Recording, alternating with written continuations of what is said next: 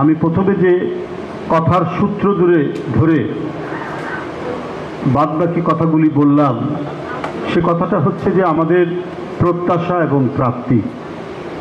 আমরা যদি গতানুগতিকভাবেই যদি যেতে থাকি, সেই চিরচেনা বাংলাদেশ, এখানে রাহাজানি হচ্ছে, খুন যখন হচ্ছে, কোনো অসহায় মানুষ কোনো ন্যায় বিচার পাচ্ছে না, সমাজের মধ্যে প্রচণ্ড অস্থিরতা এবং নৈরাজ্য,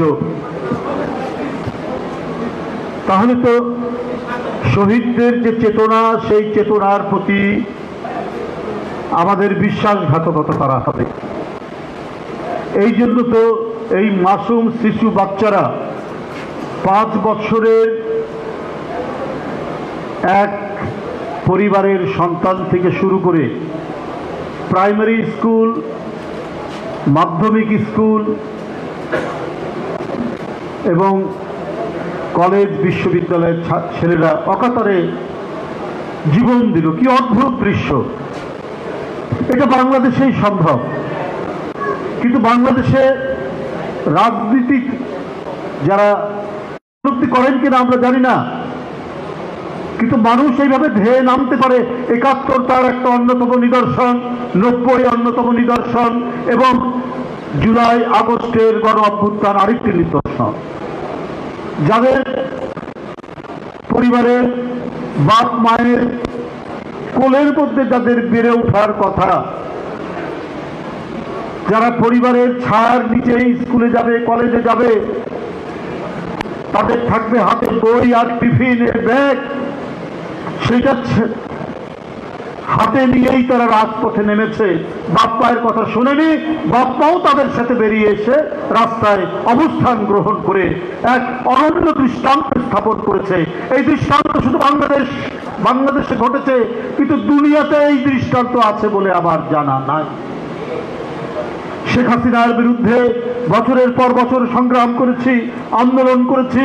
সে তার মিডিয়া দিয়ে, সে তার গণমাধ্যম দিয়ে, সাংবাদিক দিয়ে, তার পোষা বুদ্ধিজীবীদেরকে দিয়ে গণতান্ত্রিক আন্দোলনের বিরুদ্ধে নানা বয়ান তৈরি করে আমাদেরকে জঙ্গি, আমাদেরকে আপনার নাশকতার সাথে যুক্ত করে আমাদেরকে অগ্নি সন্ত্রাসী বানিয়ে সকাল থেকে সন্ধ্যা পর্যন্ত এই মিডিয়াগুলো আমাদের বিরুদ্ধে অপপ্রচার করেছে।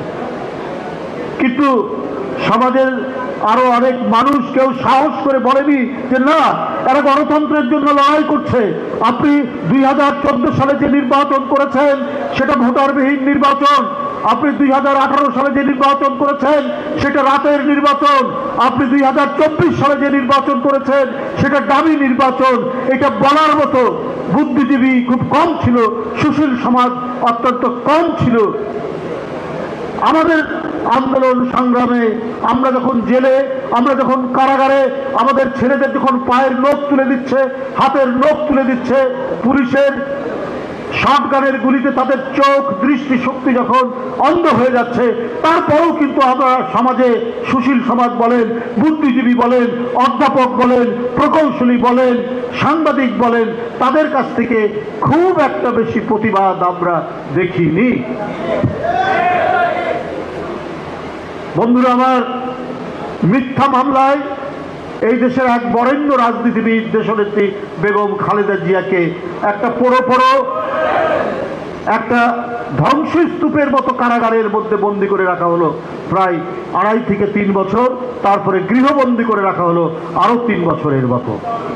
অথচ এই ভদ্র মহিলাকে, জনগণের এই প্রিয় নেত্রীকে মার্কিন যুক্তরাষ্ট্রের নিউ জার্সির সিনেট তাকে উপাধি দিয়েছিল ফাইটার অফ ডেমোক্রেসি। মানে আল্লাহর প্রেরিত সেই আবাবিল পাখির মতো ঘর থেকে, বাড়ি থেকে, স্কুল থেকে, কলেজ থেকে বেরিয়ে আসলো এই মাসুম বাচ্চারা। তাদের খুন, তাদের রক্ত ঢেলে দেওয়ার মধ্যে দিয়ে আমরা গণতন্ত্রের পথে হেঁটে যাওয়ার একটা সুযোগ পেলাম। কিন্তু আমাদেরকে তো এইটা মাথায় রাখতে হবে যে এই যে বাচ্চারা যে জীবন দিল, রক্ত ঢেলে দিল, তাদের পাওনা কি পরিশোধ করতে পেরেছি? যারা আন্দোলনেও থাকলেন তাদের বিরুদ্ধে চাঁদাবাজির মামলা কেন? এই সরকারই দিচ্ছেন যে সরকার আন্দোলনের ফসল। হচ্ছে তো, চাঁদাবাজি হচ্ছে, দখলবাজি হচ্ছে, আর ওই মাসুম বাচ্চা শিশুদের অভিভাবকরা এখানে বসে আছে, তারা কি পাচ্ছে, কি পেয়েছে? আমাদের অনেকে উপদেষ্টার পদ পেয়েছে, অনেকে ভালো আছেন। তাহলে কি আবার নতুন করে নতুন আঙ্গিকে শেখ হাসিনার যে অপশাসন, কুশাসন এবং চুরি, ডাকাতি, সন্ত্রাস, টাকা লুট, চাঁদাবাজি, ভর্তি বাণিজ্য, চাকরি বাণিজ্যের, সেটার কি আবার পুনরাবৃত্তি মানুষ দেখতে চায়? এই জন্য এত প্রায় ১৫০০-এর উপর এই শিশুরা, এই কিশোররা, এই তরুণরা, এই শ্রমিকরা, এই রিক্সাওয়ালারা জীবন দিল। এই উপলব্ধি তো সবার হওয়া উচিত। আজকে আমরা যেখানে যাই শুনি একটি সংগঠনের লোক তারা বসে আছে, ডিসিকে বলছে যে এটা একটা বিশেষ রাজনৈতিক দলের লোক, ওরা ডিসিগিরি করছে না, ওখানে তারা তাদের সংগঠনের কাজ করছে। আমি এমনও শুনেছি যে ইসলামিক ফাউন্ডেশনের যে ডিজি, তিনি তার সেখানে কর্মকর্তা কর্মচারীদেরকে বলছেন তোমরা রোকন না হলে তোমাদের চাকরি থাকবে না। এখন সত্য কথা আজকেই আমাকে বলেছে, আমি আপনাদের সামনে আমি কোনো মিথ্যা বানিয়ে বলছি না। এই জন্য এই বাচ্চা, এই জন্য হানাত, এই জন্য মুগ্ধ, এই জন্য আবু সাইদ শেখ হাসিনার পুলিশের বুলেটের কাছে নিজের শার্টের বোতাম খুলে দিয়ে দাঁড়িয়ে গেল গণতন্ত্রের মুক্তির জন্য। একটি একটি রাজনৈতিক চেতনার রঙে আমাদের প্রশাসন সাজবে, আবার শেখ হাসিনা যে চেতনা তৈরি করেছিলেন সেই পাতানো চেতনা, কোনো কিছু ঘটলেই উনি টাকা লুট করবেন, এর প্রতিবাদ করলে ওকে ধরো, ওই মুক্তিযুদ্ধের চেতনার বিরুদ্ধে।